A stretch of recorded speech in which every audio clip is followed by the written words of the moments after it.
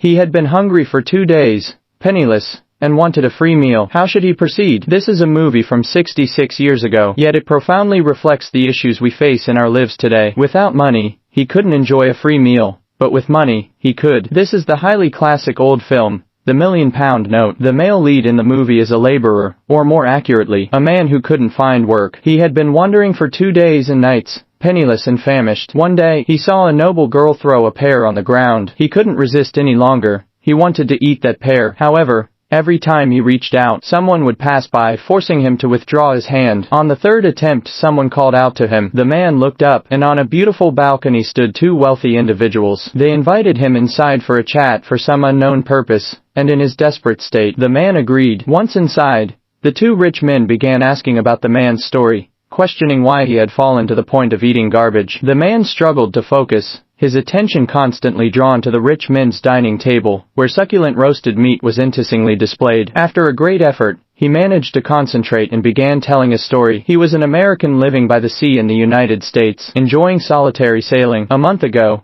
he encountered a storm while sailing and nearly perished at sea. Fortunately, a ship bound for England rescued him, and he worked on the ship, eventually arriving in London. Here, he had no family or connections and couldn't find employment, leading him to a life of poverty. Upon hearing his story, the 2 wealthy men burst into laughter. The man was a bit annoyed and about to leave, but they urged him to stay and handed him a letter, instructing him to open it at 2 o'clock and then asked him to leave quickly. The man left in a daze, sensing that the letter contained something good. Ravaged by hunger, he stopped at a restaurant where meat was displayed. He stared at it, finally deciding to enter. However, as soon as he sat down, a waiter asked him to move, saying the table was taken. He obeyed, moving to a different table, placing the envelope on it, and ordered food. Under the disdainful gaze of the waiter, he ordered ham, eggs, and a juicy steak, then requested a large glass of cold beer. The food arrived promptly. It was his first proper meal in 2 days, and he devoured it eagerly. After 30 minutes, he used the last piece of bread to wipe the bowl clean,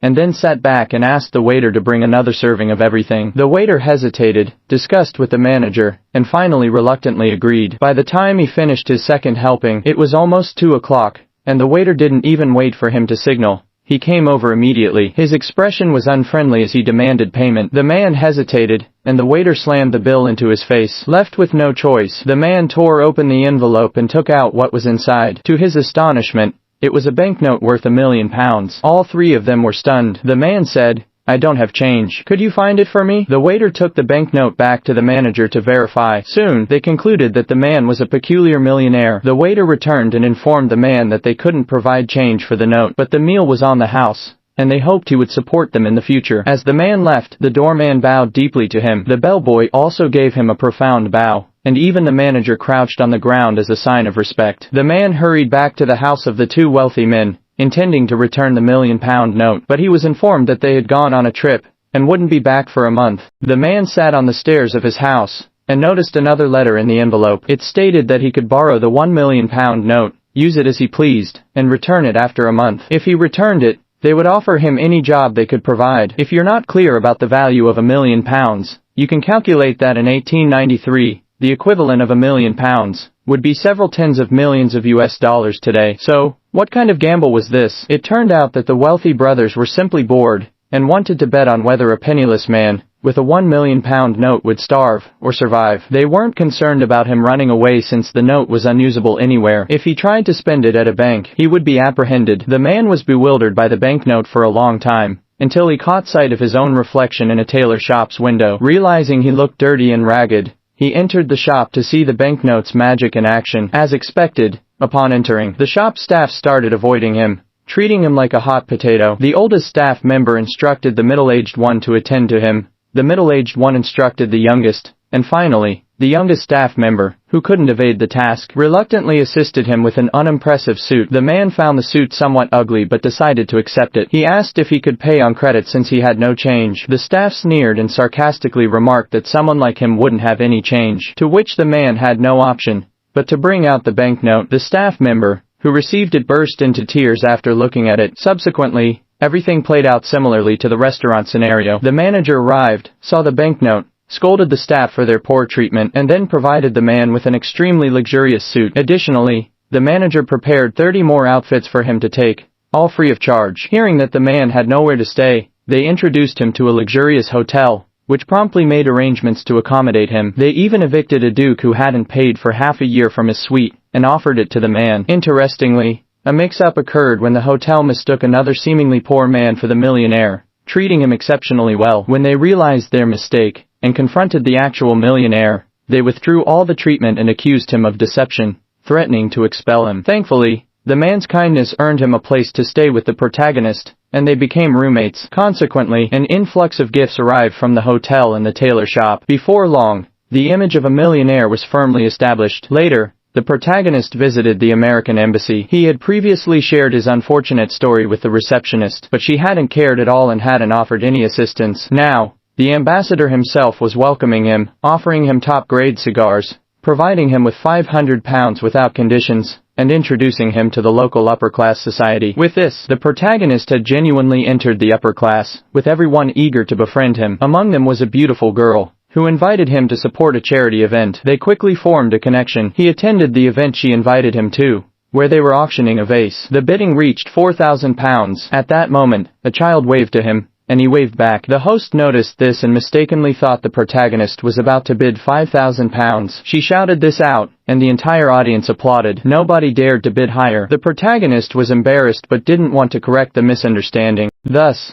the extravagant vase ended up in his possession. He had to follow through, as he was now the winning bidder, even though he had not intended it. The protagonist started having nightmares because he was bombarded with invitations to various charity events. Everyone wanted him to donate, but no one knew he was a fake millionaire. Just when he was feeling helpless, someone approached him, an old colleague of his father. This man actually came to ask the protagonist for help. He had invested his entire fortune in a project that was about to collapse due to lack of funding. He wanted the protagonist's influence to save it. He didn't need £1,000,000. He needed the protagonist's power. Now, the protagonist's name was so famous that his influence could greatly affect the upper-class society. Indeed, when people heard that the mysterious millionaire had invested 20,000 shares in a project, the stock instantly soared. Soon, the protagonist received news that he had earned £15,750. At this point, the protagonist wasn't particularly happy because he was in love with a noble woman. He told her his story of coming from poverty and having a stroke of luck, but she believed he was lying and tested whether she loved his money or him. She left in anger. Soon,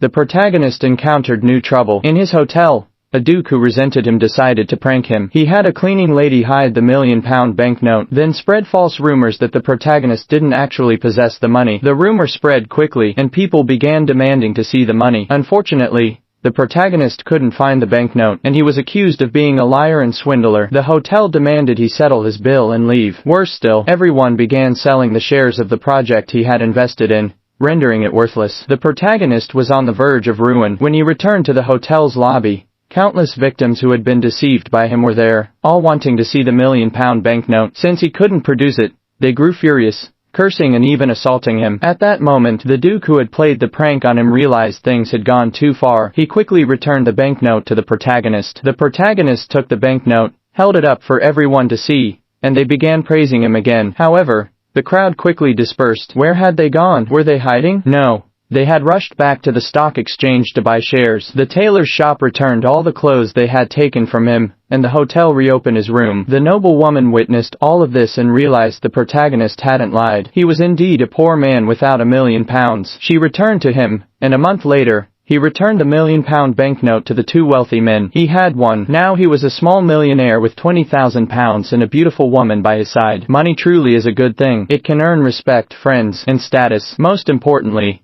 it can create oneself. The leading lady taught us that money isn't everything. It couldn't buy her love for the protagonist. This is the only touch of warmth in this satirical story. Is it a fairy tale? What do you think?